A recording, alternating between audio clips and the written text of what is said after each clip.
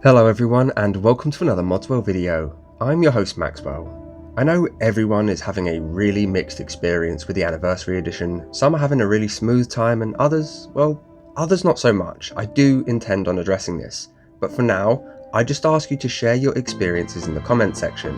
I'm collecting up the information from all over to try and help people fix their specific issues, so if you have had a fix yourself, please also leave that in the comments. However, this video is going to be my usual top 5 mods of the week, so let's get into that first. In 5th we have Gritty Paladin Armor. This mod is a rework of another mod that has been in one of my top 5s, Regal Paladin Armor, so I'm being a little bit cheeky here. The gritty version of this armor revolves around a black, grey and red colouring.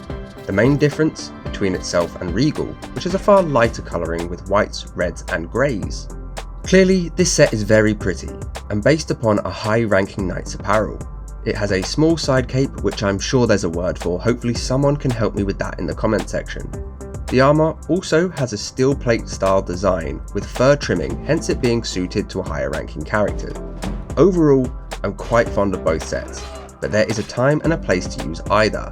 Personally, as the Regal set is a very light and heroic set, I'd use it on a fully light knight character, a proper hero, someone who goes around helping everyone he can.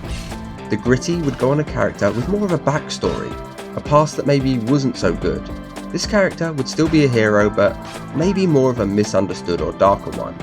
Much like the Regal set, you'll only find its gritty brother at the Forge, and you'll gain access to a sword and shield in this set as well, which for 23.8 megabytes is quite a lot packed in. In terms of placement in the logical load order, slot this into pure craftables and you're done. It's as simple as that. Swiftly moving on to the next mod. Here I've gone for Elemental Glass Armory. This is a really cool concept for a mod. Essentially, 3 new armors have been added to the game. The Fire Glass, Thunder Glass and Frost Glass armors. They're based on the design of the OG glass sets, but with accents that represent their elemental affinity. It is important to know which is which because of how these operate. Each of the armors is granted a 25% buff on enchantments of their elemental nature. We've seen this in the DLC where Stalharim gear has got a buff to frost enchantments. This was a really great idea, and as a small side note, made Stalharim insanely viable in the late game. However, there was no shock or fire equivalent until now. I see this as being a hugely impactful mod for spell swords and people who love enchanting their gear.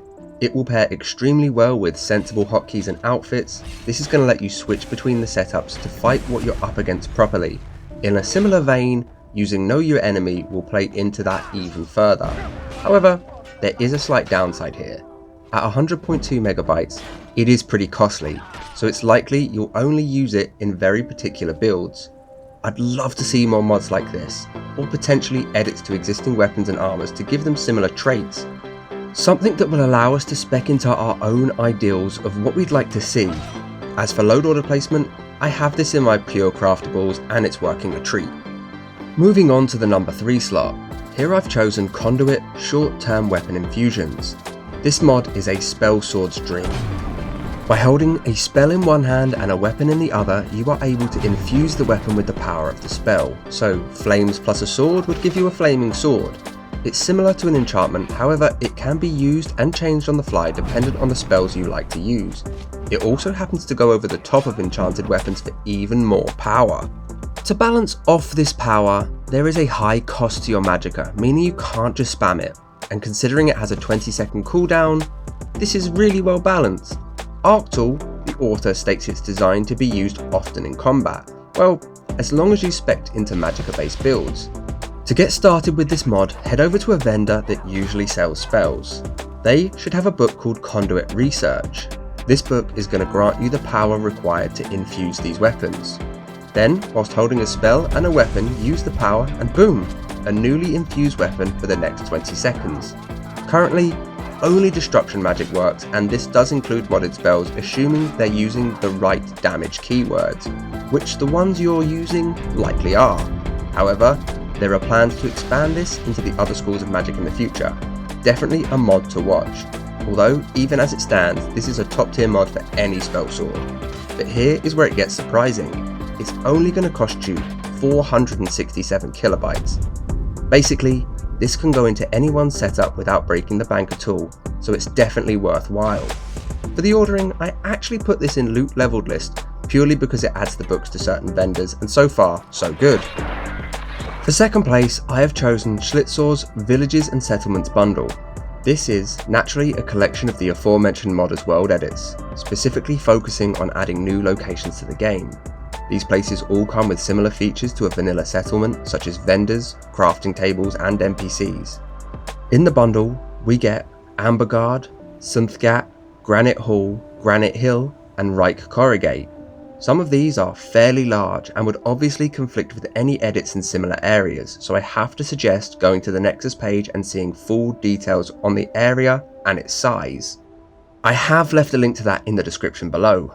These edits will make a huge difference to your adventures. Stumbling onto new areas is always fun, especially with how often we have all played this game.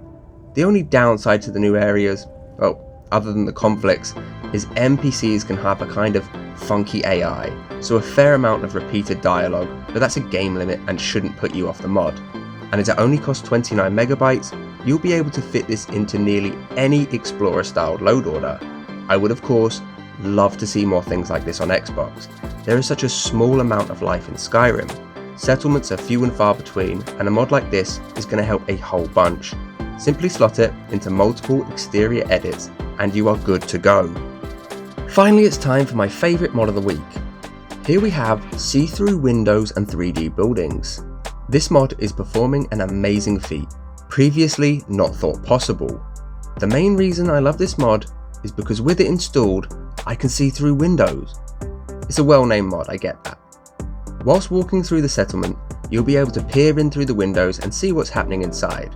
Well, kind of. It's more of a static impression of what is going on, with certain edits not actually matching at all, but even still, this is a really neat trick. If you want to be a bit of a peeper and check out what your favourite character has going on in their home, well, this mod's going to let you do that. You want to plan out your heist by checking out the wares from the safety of outside? Well, that's now possible too. However, this mod is doing a fair bit more than that. It includes textures for the buildings themselves, giving 3D walls to pretty much every building type. Now, personally, I'm really keen on other textures beyond these, which isn't remotely saying these are bad. They are in fact very good. However, I have a very particular style, as most of you are aware.